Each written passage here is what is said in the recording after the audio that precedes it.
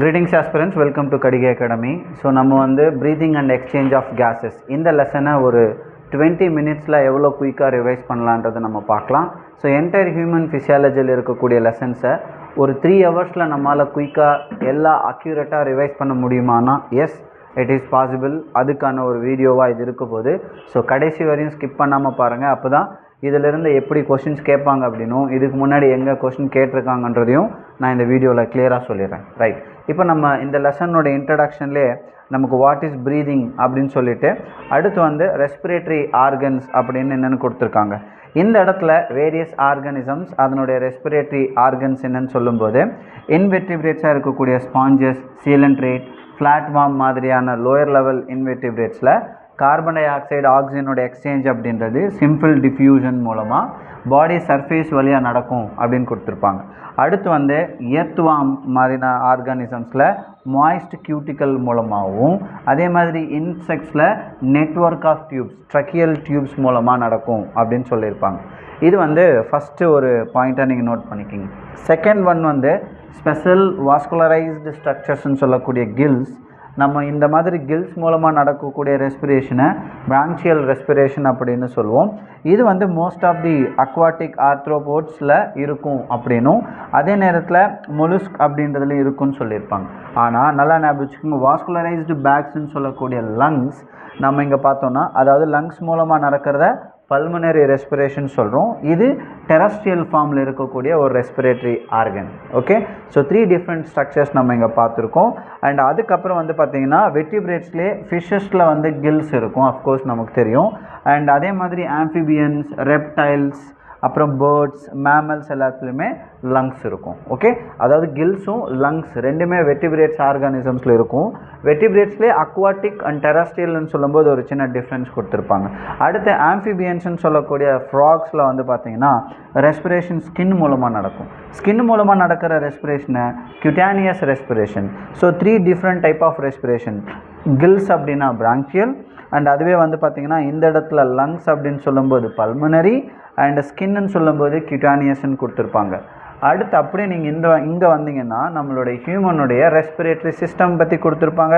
இதில் நீங்கள் நோட் பண்ண வேண்டியது நம்மளுடைய சிஸ்டம் அப்படின்னு சொல்லும்போது எங்கேருந்து ஆரம்பிக்குது அப்படின்னா நாசல் சேம்பரில் ஆரம்பிச்சு, அதாவது நாசல் பேசேஜ், நாசல் அப்புறம் சேம்பர்ஸ், இதிலிருந்து வரும்போது ஃபேரிங்ஸ்ன்ற ஸ்ட்ரக்சருக்குள்ளே நம்மளுடைய ரெஸ்பிரேட்டரி ட்ராக் ட்ராவல் ஆகுது. இதுதான் காமனாக ஃபுட்டும் ஏரும் ட்ராவல் ஆகக்கூடிய ஒரு காமனான ஒரு பேசேஜ்னு சொல்லுவோம். இந்த ஃபேரிங்ஸ்லேருந்து அடுத்து வந்து ட்ரக்கியாவுக்கு போகும்போது அந்த ட்ரக்கியாவுக்கும் ஃபேரிங்ஸ்க்கும் இடையில் யார் இருப்பாங்கன்னா லாரிங்ஸ். லாரிங்ஸ்ன்றது ஒரு cartilaginous box and also called sound box. ஞாபகம் வச்சுக்கோங்க, இந்த இடத்துல கார்டிலேஜினஸ் ஸ்ட்ரக்சர்ஸ் எதுன்னு ஒரு கொஷின் கேட்கலாம்.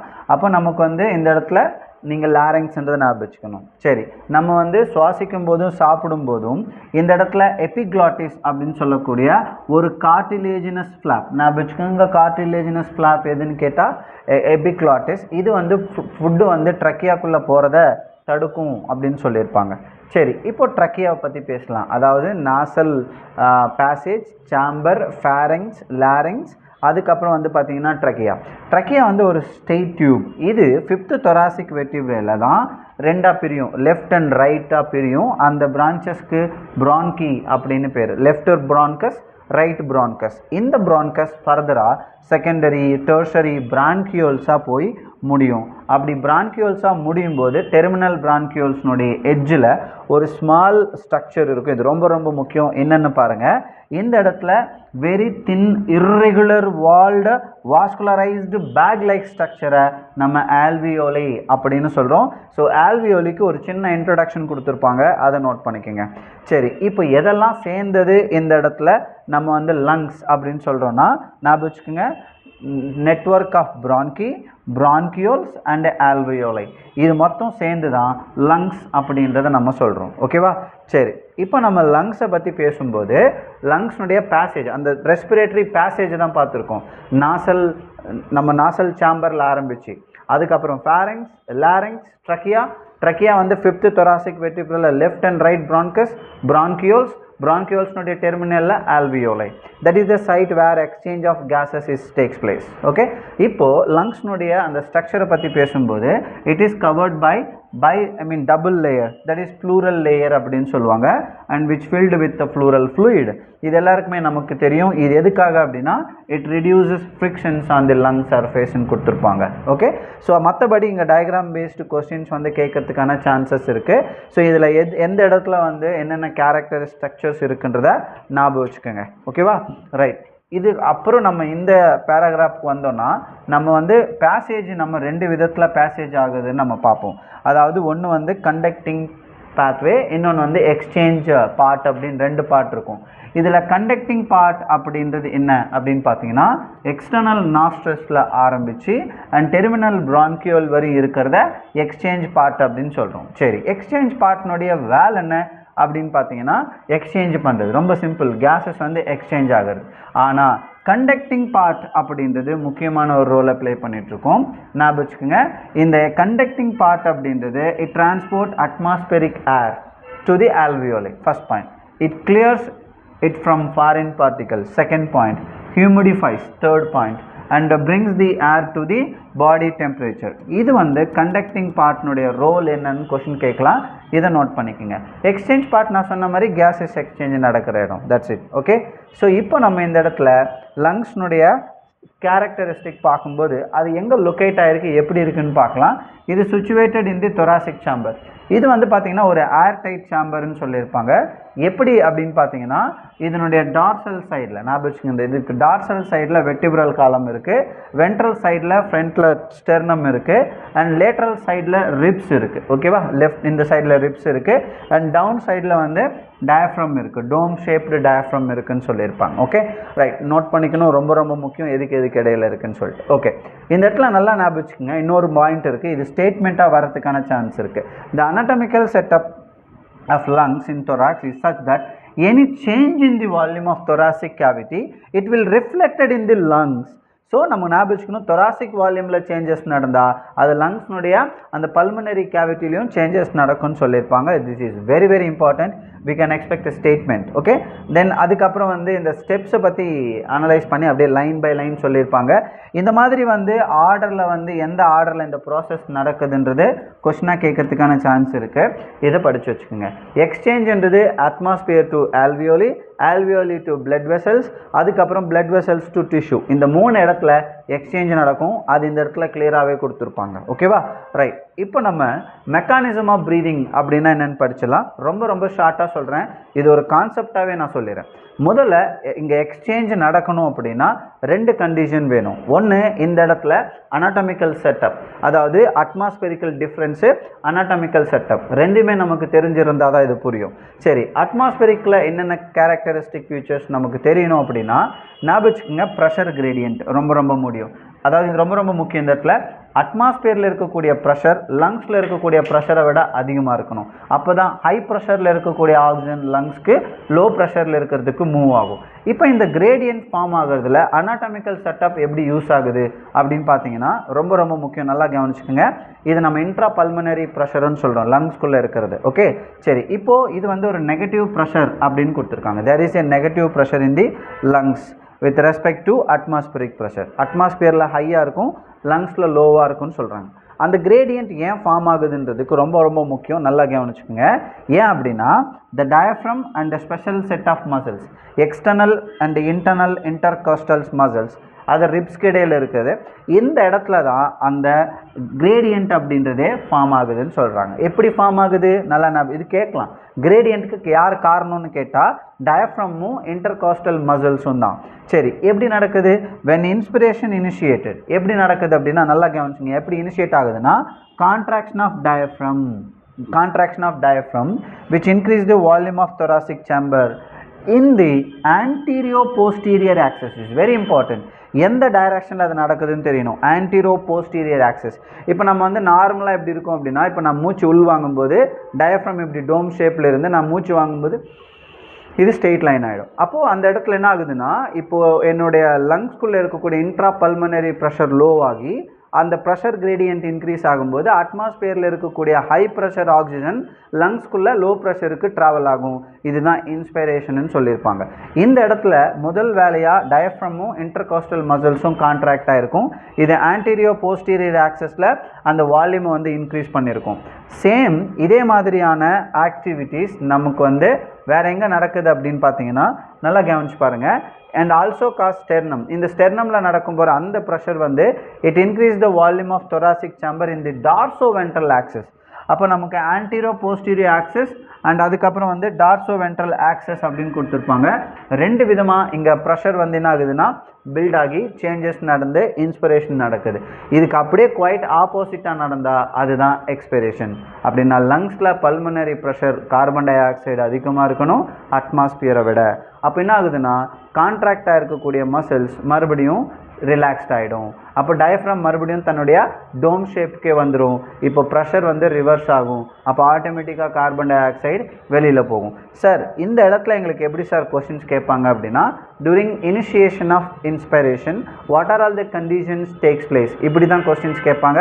இது வந்து வைஸ் வெர்சா ரெண்டுத்துலையுமே கேட்கலாம்.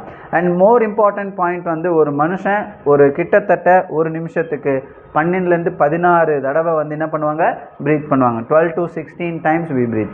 இதை நம்ம வந்து இதே நேரத்தில் நம்மளுடைய வால்யூம் ஆஃப் கேஸஸ் எந்த அளவுக்கு நம்ம இது பண்ணிக்கிறோம் அப்படின்றது வந்து இந்த இடத்துல நல்லா ஞாபகம் வச்சுக்கலாம். எப்படி கொடுத்து the volume of air involved in breathing movement can be estimated by using spirometer. So இந்த ஸ்பைரோமீட்டர் ஞாபகம் வச்சுக்கோங்க.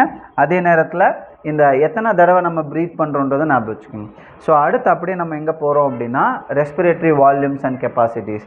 ரொம்ப கிளியராக சொல்கிறேன், நோட் பண்ணிக்கோங்க. நார்மலாக ப்ரீதிங் பண்ணும்போது the volume of air is taken in, the volume of air taken out.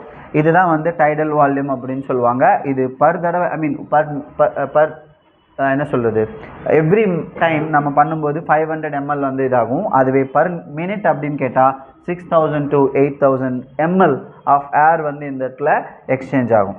இப்போ நம்ம நார்மலாக ப்ரீத் பண்ணிட்டோம். ப்ரீத் பண்ணதுக்கப்புறம் டாக்டர் வந்து இப்போ சில நேரங்களில் நல்லா மூச்சை இழுத்து விடுங்கன்னு சொல்லுவாங்க. அப்போ நம்ம ஃபோர்ஸபுளாக இன்ஸ்பயர் பண்ணுறத இன்ஸ்பிரேட்டரி ரிசர்வ் வால்யூம்னு சொல்கிறோம். இது எவ்வளோ இருக்குன்னா 2500 ml to 3000 ml அப்படின்னு கொடுத்துருப்பாங்க. இது வந்து IRV அப்படின்னு சொல்லுவோம். இதுவே நான் ஆல்ரெடி மூச்சு விட்டுட்டேன், இப்போ நான் வந்து என்ன பண்ண போகிறேன், மறுபடியும் வந்து நான் மூச்சு உள்வாங்கி வெளியில் விடும்போது ரொம்ப ஃபோர்ஸபுளாக வெளியில் விடுறேன் அப்படின்னா அதுக்கு பேர் தான் எக்ஸ்பிரேட்டரி ரிசர்வ் வால்யூம். ஸோ இந்த இடத்துல additional volume of air a person can expire by a forcible expiration. இது வந்து 1000லேருந்து 1100 ml வரை இருக்கும். இந்த ml ரொம்ப முக்கியம் அண்ட் டெஃபினேஷன் ரொம்ப முக்கியம். அண்ட் அடுத்து நம்ம பார்க்க வேண்டியது இந்த இடத்துல ஞாபகம் வச்சுக்கோங்க ரெசிடியல் வால்யூம். இப்போ நான் நார்மலாக என்னால் எவ்வளோ காற்று உள்வாங்கி வெளியில் விடணும்னு தெரியும், ஃபோர்ஸபிளாக எவ்வளோ உள்வாங்குவேன் எவ்வளோ ஃபோர்ஸபிளாக வெளியில் விடுவேன்னு தெரியும்.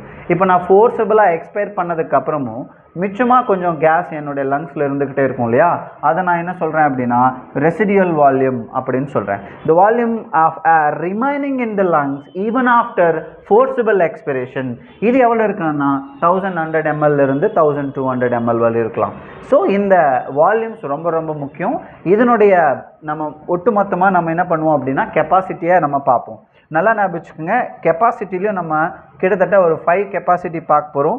இங்கிருந்து நீட்டுக்கு கொஷின் வரணும்னா ஒன்று டெஃபினேஷன் பேஸ் பண்ணி கொஷின் வரணும், இல்லைன்னா எந்தெந்த கெப்பாசிட்டியில் என்னென்ன வால்யூம் எல்லாம் சேர்ந்து இருக்குன்னு கொஷின் வரணும். நோட் பண்ணிக்கோங்க, மார்க் மை வேர்ட். இதுலேருந்து கொஷின் கேட்டால் இதுதான் வரும். Okay right. இப்போது இன்ஸ்பிரேட்டரி கெப்பாசிட்டினா என்னன்னு பார்க்கலாம். பேர்லேயே கொடுத்துட்டாங்க இன்ஸ்பிரேட்டரி கெப்பாசிட்டி. கெப்பாசிட்டின்றது வால்யூம்னுடைய கூடுதல் தான். அப்போ நமக்கு இந்த இடத்துல நார்மலாக நான் எவ்வளோ காற்று உள்வாங்குறேன் அப்படின்றது எனக்கு டைடல் வால்யூம் சொல்லும். ஃபோர்ஸபிளாக நான் எவ்வளோ உள் எடுத்துக்கிறேன்றது IRV சொல்லும். அப்போது நான் வந்து டிவி IRVயை நம்ம வந்து ப்ளஸ் பண்ணிட்டோன்னா இன்ஸ்பிரேட்டரி கெப்பாசிட்டி கிடச்சிடும். அதே மாதிரி தான் எக்ஸ்பிரேட்டரி கெப்பாசிட்டியும் நான் எவ்வளோ காற்றை நார்மலாக ப்ரீத் பண்ணும்போது வெளியில் விடுவேன்னு எனக்கு தெரியும், ஃபோர்ஸபிளாக எவ்வளோ விடுவேன்னு எனக்கு தெரிஞ்சிச்சுன்னா எனக்கு எக்ஸ்பிரேட்டரி கெப்பாசிட்டி கிடச்சிடும். அப்போ நான் டிவி ERV எடுத்துக்கிட்டேன்னா எனக்கு என்னுடைய எக்ஸ்பிரேட்டரி கெப்பாசிட்டி கிடச்சிடும். அதே மாதிரி ஃபங்க்ஷனல் ரெசிடுவல் கெப்பாசிட்டி ஆல்ரெடி எனக்கு ரெசிடுவல் வால்யூம்னா என்னன்னு தெரியும். ஓகே, அப்போ நான் இந்த இடத்துல RV எடுத்துக்கிறேன். ஸோ நான் அதுவும் இல்லாமல் எக்ஸ்பிரேஷன் ஃபோர்ஸபிளாக பண்ணதுக்கப்புறம் மிச்சம் இருக்கிறது தான் என்னுடைய ஃபங்க்ஷனல் ரெசிடுவல் கெப்பாசிட்டி. அப்போது ERVயும் RVயும் கிடைச்சா போதும் என்னுடைய ஃபங்க்ஷனல் ரெசிடுவல் கெப்பாசிட்டியை நான் தெரிஞ்சுக்கலாம். அடுத்து வைட்டல் கெப்பாசிட்டி. பேர்லேயே வைட்டல் அப்படின்னு சொல்லிட்டாங்க. அப்படின்னு என்ன, maximum volume of air a person can breathe in after a forced expiration. இதில் என்னெல்லாம் இருக்கலாம் யோசிச்சு பாருங்கள். கண்டிப்பாக எனக்கு நார்மலாக எவ்வளோ இருக்குன்னு தெரியணும், ஃபோர்ஸபிளாக எவ்வளோ நான் உள்ளிழுப்புன்னு தெரியணும், ஃபோர்ஸபிளாக எக்ஸ்பைர் பண்ணுவேன்னு தெரியணும். அப்போது இஆர்வி, டிவி, ஐஆர்வி. ஸோ எனக்கு இது மூணுமே தெரிஞ்சிச்சுன்னா போதும், என்னுடைய வைட்டல் கெப்பாசிட்டி என்னன்னு தெரியும். இல்லை எனக்கு டெஃபினேஷன் பேஸ்டு கொஷின் வருமானா வரலாம். எப்படி, the maximum volume of air a person can breathe out after a forced inspiration which is called அப்படின்னு கேட்டால் த வைட்டல் கெப்பாசிட்டின்னு கேட்கலாம். ஸோ இது கொஷினாக கேட்கறதுக்கு சான்ஸ் இருக்குது. ஸோ இன்னொரு 3 days தான் இருக்குது. கண்டிப்பாக May 4th அன்னைக்கு நம்ம டிஸ்கஸ் பண்ணுற ஏதோ ஒரு கொஸ்டின் தான் நீட் பேப்பரில் வரும். ஐ எம் ஷூர் அதை நீங்கள் ஞாபகம் வச்சுக்கோங்க. ரைட். அடுத்து டோட்டல் லங் கெப்பாசிட்டின்னு சொல்லும்போது என்னென்னா பேர்லேயே கொடுத்துட்டாங்க லங்குனுடைய கெப்பாசிட்டின்னு. அப்போ எனக்கு என்னெல்லாம் சேர்த்தா அது வரும்? எஸ், எல்லாத்தையும் சேர்த்துட வேண்டியது தான். ஆர்வி, ரெசிடியல் வால்யூம், அதுக்கப்புறம் இஆர்வி, அதுக்கப்புறம் TV and IRV are vital capacity plus residual volume. முடிஞ்சு போச்சு. எனக்கு வைட்டல் கெப்பாசிட்டினாவே எனக்கு என்னென்ன வரும்னு தெரியும். அதோட ரெசிடியல் வால்யூமை சேர்த்தா லங் கெப்பாசிட்டின்னு தெரிஞ்சிடும். That's it. ஸோ இதோட நம்ம என்ன பண்ணுறோன்னா இந்த வால்யூம் அண்ட் கெப்பாசிட்டிஸை பார்த்துட்டோம். நெக்ஸ்ட் ஒன் எக்ஸ்சேஞ்ச் ஆஃப் கேஸஸ்க்கு போயிடலாம். நம்ம பாடியில் ஆக்சிஜன் அப்படின்றதும் கார்பன் டை ஆக்சைடும் எக்ஸ்சேஞ்ச் ஆகணும்னா என்னென்ன கண்டிஷன்ஸ் இருக்கணும்னு கிளியராக சொல்லியிருப்பாங்க. இது ப்ரெஷர் கிரேடியன்ட் மூலமாக நடக்கும்னு ஆல்ரெடி படிச்சிட்டோம். அண்ட் ரொம்ப ரொம்ப முக்கியம், இது எந்த பேஸ் பண்ணி நடக்குது அப்படின்னா சிம்பிள் டிஃப்யூஷனில் நடக்குது. சரி, இதுக்கு என்னென்ன எதை பேஸ் பண்ணி நடக்குதுன்னு சொல்லிட்டேன், ப்ரெஷர் அண்ட் கான்சன்ட்ரேஷன் கிரேடியன்ட். இதுதான் ஃபர்ஸ்ட் பாயிண்ட். எப்படி நடக்குதுன்னு கேட்டால் சிம்பிள் டிஃப்யூஷன், எதனால் நடக்குதுன்னு கேட்டால் ப்ரெஷர் அண்ட் கான்சன்ட்ரேஷன் கிரேடியன்ட். இது ஃபர்ஸ்ட். செகண்ட் ஒன் என்ன தெரியணும், சாலிபிலிட்டி ஆஃப் கேஸஸ் எனக்கு தெரியணும். அண்ட் தேர்ட் ஒன் என்ன தெரியணும் அப்படின்னா திக்னஸ் ஆஃப் தி மெம்பரேன். அப்போது thickness of the membrane, solubility of the gases, pressure and concentration gradient தெரிஞ்சால் என்னுடைய பாடியில் எவ்வளோ கேஸஸ் எக்ஸ்சேஞ்சு சிம்பிள் டிஃப்யூஷன் மூலமாக நடக்குதுன்றதை என்னால் தெரிஞ்சுக்க முடியும். சரி, இது எல்லாத்துக்குமே காரணம் என்ன? இப்போது ப்ரெஷர் கிரேடியன்ட் ஃபார்ம் ஆகணும் அப்படின்னா, கேஸஸ் எக்ஸ்சேஞ்ச் ஆகணும் அப்படின்னா இந்த ப்ரெஷர் ரொம்ப முக்கியம். அதுக்கு பேர் தான் நம்ம இந்த இடத்துல பார்ஷியல் ப்ரெஷர்னு சொல்கிறோம். What is partial pressure? ஒரு மிக்சர் ஆஃப் கேஸில் ஒரு இண்டிவிஜுவல் கேஸ் கான்ட்ரிபியூட் பண்ணுற ப்ரெஷரை தான் நம்ம பார்ஷியல் ப்ரெஷர்னு சொல்கிறோம். இதை கார்பன் டை ஆக்சைடுக்கு PCO2 அப்படின்னும் ஆக்சிஜனுக்கு PO2 அப்படின்னு சொல்லுவோம். இது எந்தெந்த இடத்துல எவ்வளோ இருக்கும் அப்படின்றது இந்த டேபிள் காலமில் இருக்குது. இதுவும் ஒரு கொஷினாக வரலாம். எந்த இடத்துல எவ்வளோ பார்ஷியல் ப்ரெஷர் இருக்குன்னு கேட்கலாம். ஆக்சிஜனுக்கு அட்மாஸ்பியரில் 159, ஆல்வியோலியில் 104 அண்ட் டீஆக்சிஜனேட்டட் பிளட்டில் 40, ஆக்சிஜனேட்டட் பிளட்டில் 95 அண்ட் டிஷ்யூஸில் 40. நீங்கள் பார்த்தீங்கன்னா இது அப்படியே ஹையர்லேருந்து லோ ஆகிட்டே வரும். ஸோ இதை நீங்கள் ரொம்ப இன்னும் டிப்பிக்கலாக பார்க்கலாம் அப்படின்னு பார்த்தீங்கன்னா அடுத்த பேஜில் அந்த இமேஜை உங்களுக்கு கிளியராக கொடுத்துருப்பாங்க. இதில் பார்த்தீங்கன்னா உங்களுக்கு தெரியும், இது அட்மாஸ்பியரில் 150லிருந்து ஆல்வியோலிக்குள்ளே வரும்போது 104. அப்புறம் அப்படியே இது பார்த்தீங்கன்னா டீஆக்சிஜனேட்டட் பிளட் இங்கே 95. அப்புறம் டிஷ்யூலேருந்து ஆக்சிஜனேட்டட் பிளட்டுக்கு போகும்போது இங்கே பார்த்தீங்கன்னா O2 40 ஆகிடுது. இது டீஆக்சிஜனேட்டட் பிளட். ஓகேவா? ஸோ அதே தான் ரிவர்ஸில் நம்ம கார்பன் டை ஆக்சைடுக்கு பார்ப்போம். ஓகேவா? ஸோ கார்பன் டை ஆக்சைடுக்கு பாருங்கள், இந்த இடத்துல ஒன்லி 40, டீஆக்சிஜனேட்டட் பிளட்டில் 40, டீஆக்சிஜனேட்டட் பிளட்டில் 45. ஸோ ரொம்ப சிம்பிள், 40, 45 அது மட்டும் ஞாபகம் வச்சுக்கிட்டா போதும், நீங்கள் ஈஸியாக ஆன்சர் பண்ணிடலாம். சரி, இதை தாண்டி நான் வேறு என்ன பாயிண்ட் ஞாபகம் வச்சுக்கணும் அப்படின்னா இந்த இடத்துல ரொம்ப ரொம்ப முக்கியமானது இதுதான், இந்த பாயிண்ட் தான். கார்பன் டை ஆக்சைடுடைய சாலிபிலிட்டின்றது ஆக்சிஜனை விட 20லிருந்து 25 டைம்ஸ் அதிகமாக இருக்கும் அப்படின்னு சொல்லியிருப்பாங்க. இன்னொரு முக்கியமான விஷயம், இந்த டிஃப்யூஷனுக்கு எப்படி நடக்குதுன்னு தெரிஞ்சுக்கிறதுக்கு அந்த 3 லேயர்ஸ் வழியாக அது நடக்குதுன்னு சொல்லியிருப்பாங்க. இந்த 3 லேயர்ஸ்னுடைய அந்த நேம், அந்த ஆர்டர் உங்களுக்கு தெரியணும். ஆல்வியோலியில் இருக்கக்கூடிய ஸ்குவாமோஸ் எபித்தீலியம் நல்லா ஞாபகம் வச்சுக்கோங்க. இது 1 செல்டு திக்குன்னு கொடுத்துருப்பாங்க இந்த இடத்துல. அதுக்கப்புறம் எண்டோத்தீலியல் செல்ஸ், இது எண்டோத்தீலியம் லேயர். ஓகேவா? இது ஞாபகம் வச்சுக்கோங்க. இது பிளட் வெசல்ஸ்னுடைய எண்டோத்தீலியம், இது எண்டோத்தீலியம் ஆஃப் பிளட் கேபிலரிஸ். இது ரெண்டுத்துக்கு இடையில் இருக்கக்கூடிய பேஸ்மெண்ட் மெம்பரேன். ஸோ இது வழியாக தான் இந்த O2வும் அண்ட் கார்பன் டை ஆக்சைடுன்றது எக்ஸ்சேஞ்ச் ஆக போகுது.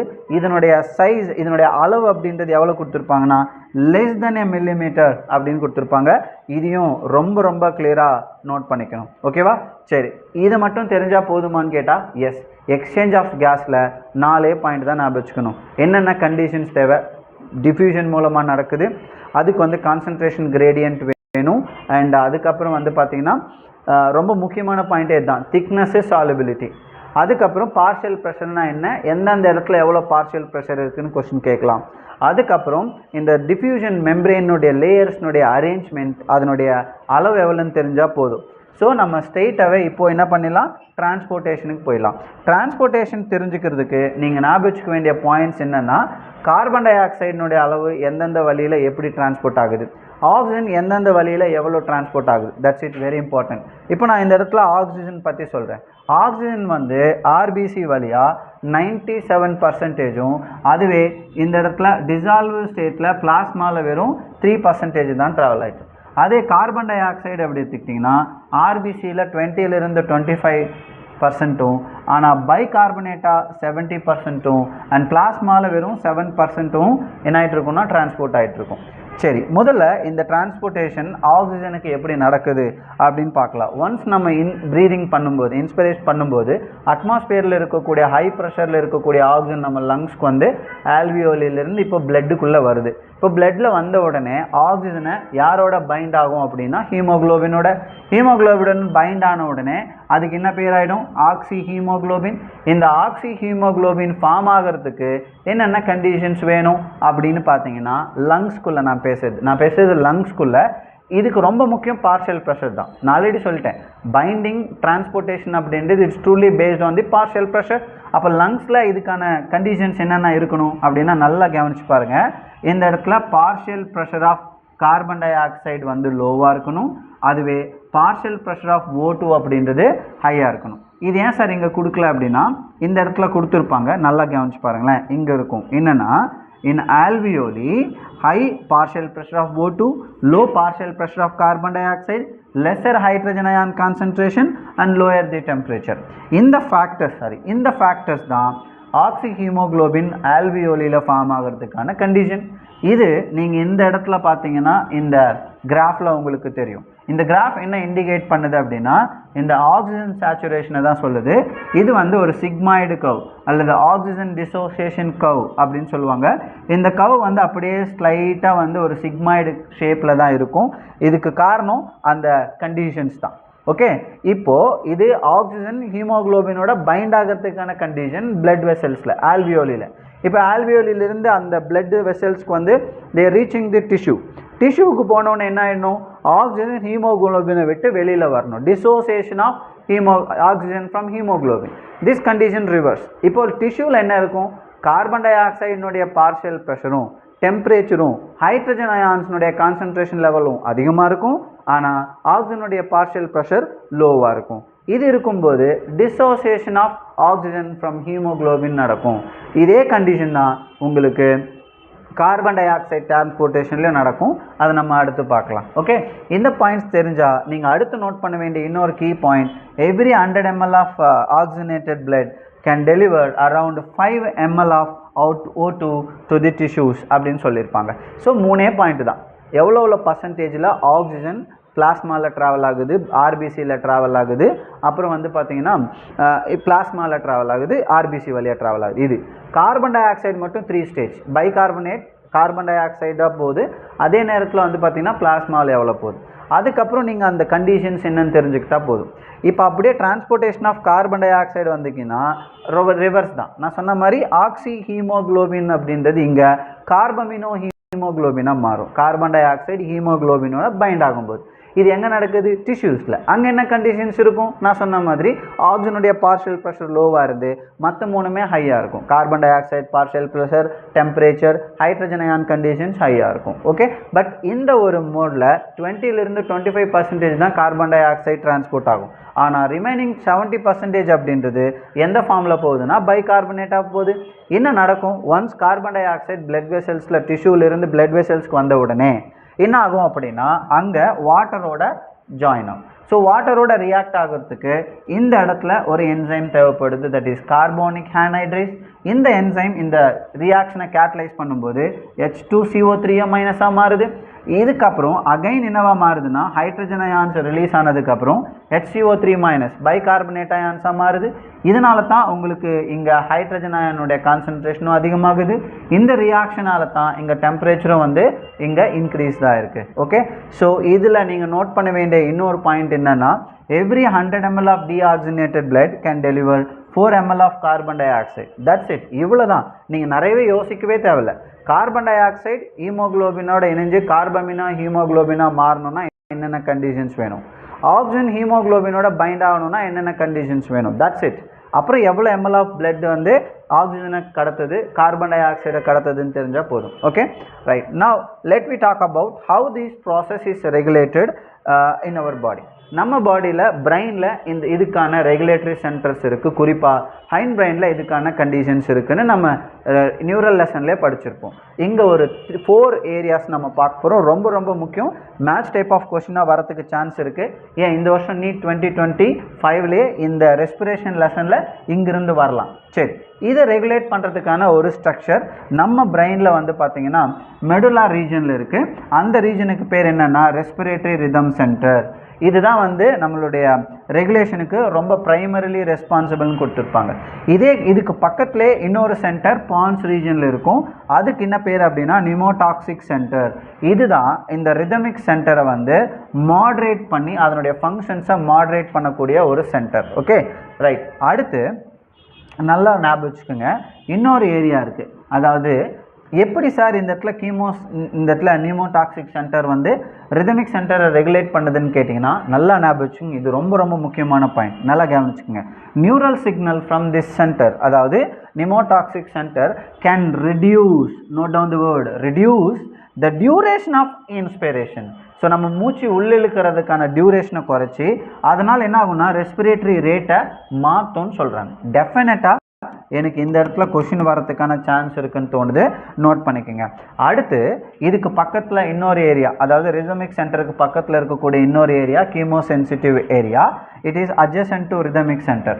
இது வந்து highly sensitive to carbon dioxide and hydrogen ions. அப்போ எப்போல்லாம் நம்ம பாடியில் இந்த oxygen, carbon dioxide and hydrogen ion concentration level increase ஆகுதோ அப்போது இந்த சென்டர் ரிதமிக் சென்டருக்கு சிக்னல் கொடுத்து நெசசரி ஆக்ஷன்ஸை எடுக்கணும்னு சொல்லிட்டு ரெக்கமெண்டேஷனை கொடுப்போம். அதனால தான் இது வந்து ரொம்ப ரொம்ப முக்கியம்னு நம்ம சொல்கிறோம். சரி, இதெல்லாம் முடிஞ்சதுக்கப்புறம் ரொம்ப ரொம்ப முக்கியமானது சில receptors. Okay, aortic arch and carotid ஆர்டரியில் இருக்குது.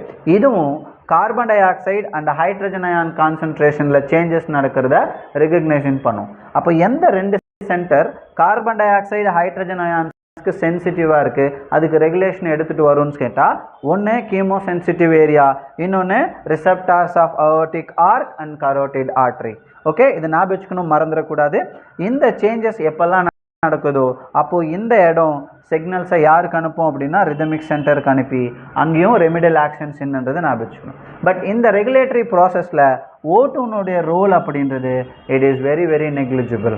அதை தான் இந்த இடத்துல கொடுத்துருப்பாங்க, இன்சிக்னிஃபிகண்ட்னு சொல்லிட்டு இருப்பாங்க. இதுவும் ஒரு ஸ்டேட்மெண்ட்டாக வரதுக்கான சான்ஸ் இருக்குது. இந்த ஸ்டேட்மெண்ட் வரதும் போது இதுக்கு ஞாபகம் வச்சுக்கணும். ஒரு மேட்ச் டைப் ஆஃப் கொஸ்டின் வரலாம், இல்லை டைரெக்டாக எந்த சென்டர் எந்த வேலை செய்யுதுன்னு கேட்கலாம், இல்லைனா இந்த ஸ்டேட்மெண்ட் பேஸ்ட் கொஸ்டினாகவும் வரலாம். ஓகே, ஞாபகம் வச்சுக்கோங்க, டெஃபினட்டாக வரதுக்கான சான்ஸ் இருக்குது. அடுத்து டிசார்டர்ஸை பற்றி பேசலாம்.